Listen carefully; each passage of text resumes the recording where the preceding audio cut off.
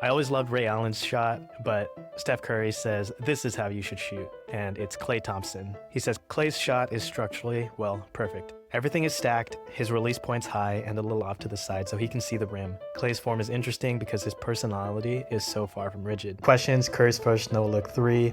What year was it? Against what team? What game of the playoffs? So it was 2013.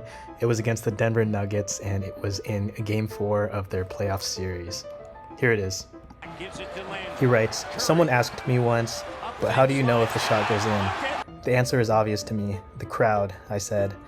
One of the things I like about the no-look three is that me turning my back on the actual result has always been received for what it is. A sign of decisive faith, not a lack of caring. Believe me, I'm waiting to hear that crowd. My peak experience of joy is when I can lose myself in the poetry and rhythm of a fast-paced game. When there's no time to think and there are 9 other guys flying around me, but I have the ball in my hands and somehow know exactly where it is going to go. That's Steph Curry in the book Shot Ready. He talks about how it sounds mysterious and secretive when people talk about the unseen hours. He says he hates it being described as a mysterious process not available to other people. There's no mystery. He does drills, he gets shots up. He's trained himself to do it at a level that mimics the game intensity. I do this work in the gym in isolation. There's no defense, no live action, but even alone, I practice with a shot-ready mentality. Training as if the stakes are high and the clock is low, so that I can rehearse finding balance in the midst of great intensity. He explains that the cost of transcendence is practice, training, and repetition. There's no mystery to it. He's nice. Fourth quarter, and the Lakers were beating us by 6. I came down the court with the ball, pump faked my defender, then hit a step back off the glass. The camera happened to pan onto Kobe, who was on the bench, just as he leaned over to say something to Adam Morrison. He's nice. Later, Kobe would remark that even though our approaches to the game were different, we each had the same willingness to do whatever it takes to win. I did it with a smile on my face, and he did it with a scowl. I play with joy because that's who I am, but deep down I have an intense competitive fire. Behind the playfulness is a killer instinct that not many people recognize, but Kobe did. Curry played against Allen Iverson twice during his rookie year. Iverson was 34. This was the Grizzlies Iverson, and then his final run with the Sixers. Curry writes, I knew how to guard him, or I thought I did, because I'd played against him in my head so many times as a kid, but he cooked me. I don't think it's too bad. I guess just going by points, when he was with Memphis, Iverson had 18, Curry had 7 points. For the game against the Sixers, Iverson had 20 points and Curry had 14 points, 4 steals. Not bad. Curry's 37 now with a few teammates that are 30-something going on 40. He often thinks about those games with Allen Iverson and how the roles have switched. He's now playing against rookies who idolized him when they were kids. They grew up studying my moves to the point that I sometimes feel like I'm playing in a mirror, so I have to come up with new things, just like AI did, and then I cook them. If you don't master and remaster the basics, you'll always be wasting time compensating for fundamental flaws. That's Steph Curry in Shot Ready. Further on, he writes about how missing fundamentals will catch up to you. The inefficiency of working harder for the same result will keep you from growing to the next level. You might not play basketball for a living, but your work probably has some fundamentals to work on. What's your version of a chest pass? Michael Jordan's trainer, Tim Grover, says Jordan always started practice warming up with a chest pass. The greatest player in the world working on a basic chest pass. Why? Routine, basics, fundamentals. If you can't master the fundamentals, you can't master anything else.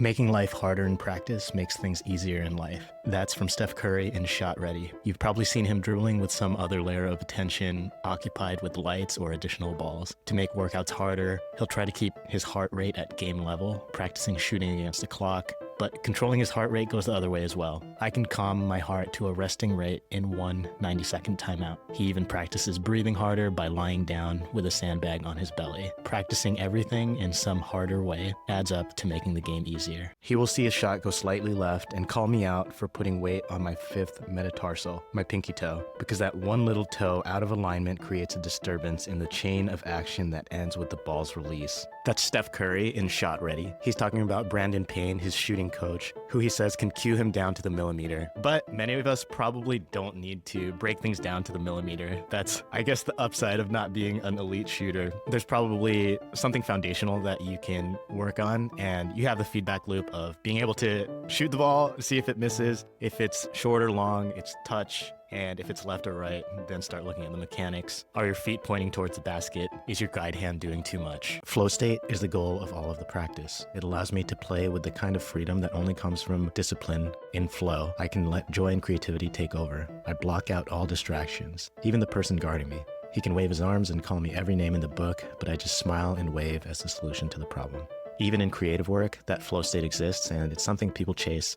It's that feeling of being focused and losing track of time, and where some of the best ideas and best work can be done. But the same idea applies. The flow state is a symptom of the work put in. You don't wait to get into a flow state to start working. You do that work, and then the flow state comes. Steph Curry has a time machine, and it's inside the Toronto Raptors arena. He says, "When I step into that elevator, suddenly I'm 13 again, excitedly ascending to the 300 level with my brother Seth, about to start the next session of our basketball education." Back then, when his dad played for the Raptors, they had a game day system. Warm-ups, on the floor, rebounding for NBA players, sneaking in shots here and there. Players hit the locker room, boom. 20 minutes of real NBA court time. First half, they head up that elevator to the practice facility, shooting while listening to the play-by-play. Second half, they're in the upper bowl, locked in. Steph is studying how players moved, anticipated, communicated, made decisions. That's where his basketball IQ was starting to be forged.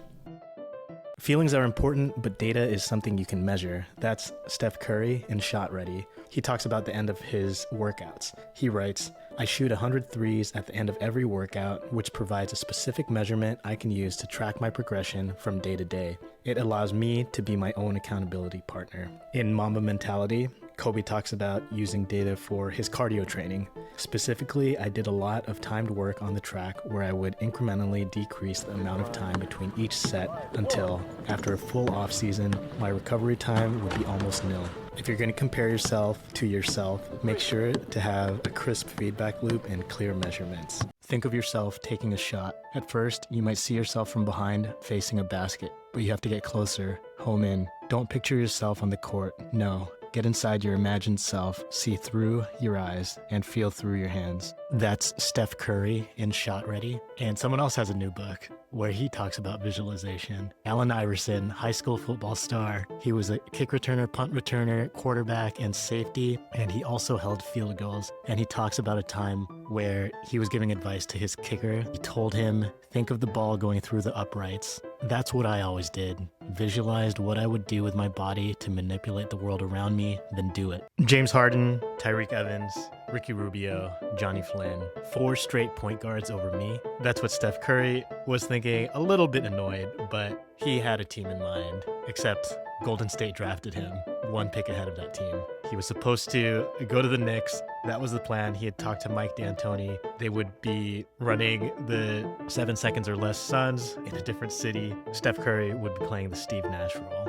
He was surprised to be drafted by Golden State because something he didn't know is his dad and agent specifically told Golden State not to draft him. Don Nelson called his dad, said, "What's your feelings toward us drafting your son?" And his dad said, "Don't. I'll tell you the truth, don't." But they did, and the rest is history. Steph Curry is playing Mario Tennis on the Nintendo 64.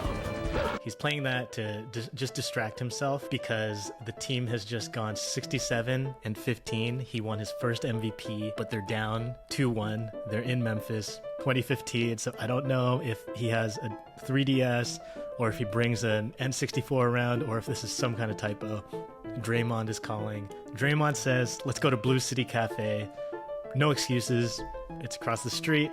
Oh man, we're gonna stay at that West and I'm gonna walk across. He goes in there. It's Draymond, it's Festus Ezeli, and David Lee.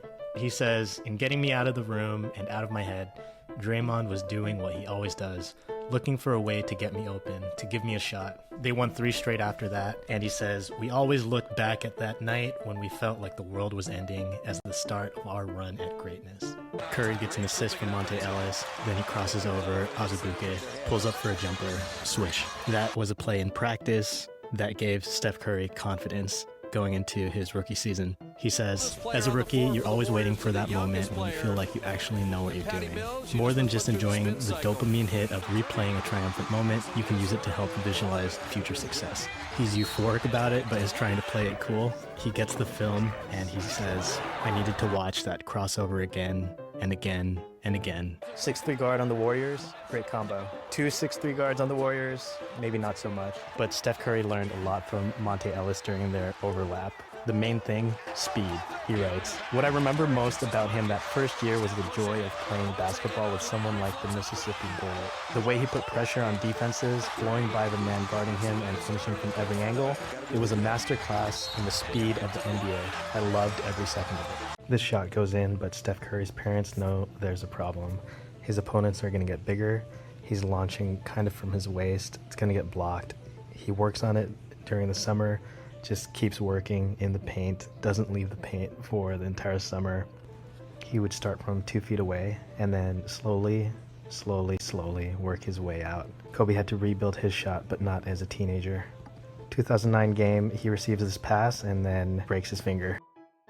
This is not the time it's dislocated and popped back in, but Gary Vitti is here to help work on his finger. He moved his release from one finger to the other through a couple practices, not average practices though. Days flooded with mental and physical work. I had to mentally download the software that was the new form and then drill it in. Some fun things from the same game, he does hit this three-pointer with the broken finger. Kevin Love looks super young, and also Corey Brewer had a nasty dunk on Derek Fisher trying to take a charge. Here's Kobe doing a dance called Taninkling. In the future, he's going to use a different type of dance to help with his ankles. Steph Curry also had ankle issues throughout his career. He had some luck with his ankle surgery where he only needed a cleanup and not a reconstruction. But he says that rehab was the hardest thing he's done in his life. He writes, "I learned what it really means to get stronger, not just bulking up, but retraining my movement patterns to be more efficient and strengthening my core." Kobe injured his ankle in Game 2 of the 2000 finals against the Pacers, or it should be said, Jalen injured Kobe's ankle. He admits he stuck his foot out. Steph Curry turned to yoga poses and deadlifts. Kobe Bryant turned to tap dancing.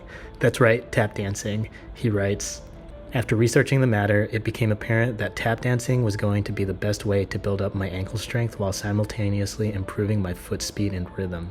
6 years later, he uses those strong ankles to score 81 on Jalen and the Raptors.